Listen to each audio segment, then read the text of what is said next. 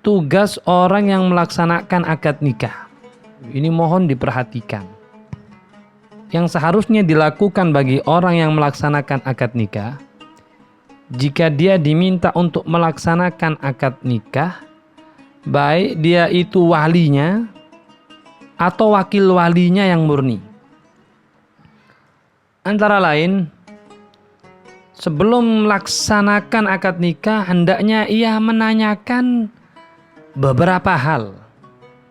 Di antaranya, menanyakan keadaan calon istri. Apakah masih bikir, perawan, atau sudah sayyib, janda? Maka yang dimaksud dengan perawan ialah yang belum hilang keperawanannya dikarenakan bersetubuh. Jadi seperti belum pernah disetubuhi sama sekali, ataupun sudah hilang keperawanannya tanpa disetubuhi, seperti dikarenakan jatuh atau derasnya haid. Maka ini masih dikategorikan perawan.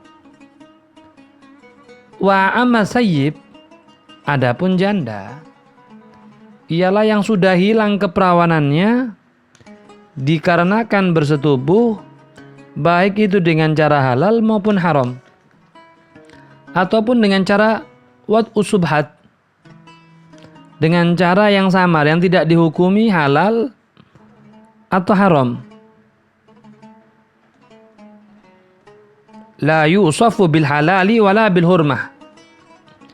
Kalau perempuan tersebut masih perawan, yang perlu diperhatikan, maka hanya ayah atau kakeknya saja yang boleh mengawinkannya secara ijbaron, paksa. Jadi ayah dan kakeknya lah yang boleh mengkawinkannya secara paksa, meskipun si calon istri belum baligh, si perempuan belum baligh. Dan tidak boleh bagi wali-wali yang lain menikahkan dengan cara tersebut. Hanya ayah dan kakek yang disebut dengan wali mujbir boleh mengawinkannya secara paksa. Akan tetapi menikahkan secara paksa tersebut harus memenuhi beberapa syarat. 1. Calon suaminya harus kufu. Kaunu zauji kuf'an. Calon suaminya harus sederajat. Apa itu nasabnya? Apa itu agamanya? Apa itu pekerjaannya? Umpama dia anak kiai, ya minimal dia termasuk gus. Kalau dia ning, ya dapatnya minimal kalau jatuh guru TPA.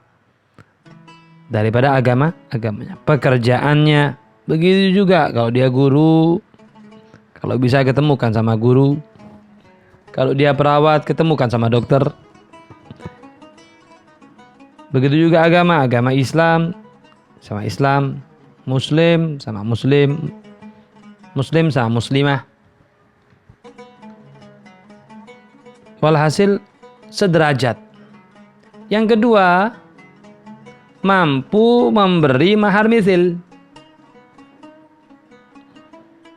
Jadi boleh dinikahkan secara paksa tanpa tanpa persetujuan dari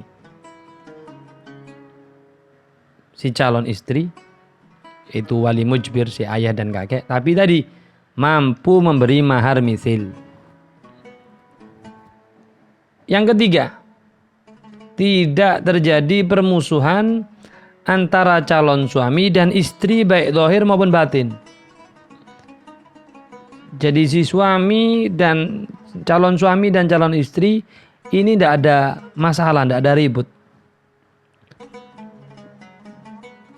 Kalau ada masalah atau ada keributan yang diketahui oleh halayak ramai, kalau dua calon ini musuhan, maka ini tidak boleh untuk dinikahkan dengan secara paksa.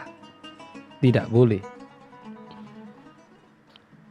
Yang keempat, tidak ada permusuhan yang zahir antara calon istri dengan walinya. Si wali sama si anak perempuan yang akan dinikahkan ini tidak ada permusuhan. Kalau ada permusuhan, bapaknya tidak senang sama anaknya kemudian dinikahkan sama orang yang tidak benar. Atau dinikahkan, maaf banyak sekarang dinikahkan karena membayar utang. Jadi untuk melunasi utangnya dengan menikahkan anaknya dengan orang yang mengutangi. Ini tidak boleh. Tidak boleh jika si anak tadi tidak mau. Dipaksakan dengan tidak mau karena tadi tidak sederajat. Kedua, karena permusuhan ayah dengan anaknya, kemudian seenaknya sendiri dia. Wah, ini tidak boleh. Nikahnya tidak sah. Nah, kalau tidak memenuhi syarat di atas yang 4 tadi, maka nikahnya tidak sah. Dan juga tidak kurang maharnya dari mahar misil. Mas kawinnya diserahkan saat itu juga sesuai mata uang yang berlaku di kota tersebut. Nah, ini bagi calon istri yang punya wali yang qarib, yaitu ayah dan kakeknya yang disebut dengan wali mujbir atau wali yang bisa menikahkan dengan secara paksa walaupun si anak belum balik. Nah, seandainya perempuan ini tidak mempunyai ayah dan kakek, maka tidak boleh bagi wali lainnya untuk mengkawinkannya terkecuali kalau ia sudah baligh dan mendapat izin darinya. Dan izin tersebut bisa terpenuhi dengan diamnya perempuan tersebut. Jadi kalau ditanya, ente mau nggak nikah sama fulan? Kemudian dia diem. Mau nggak?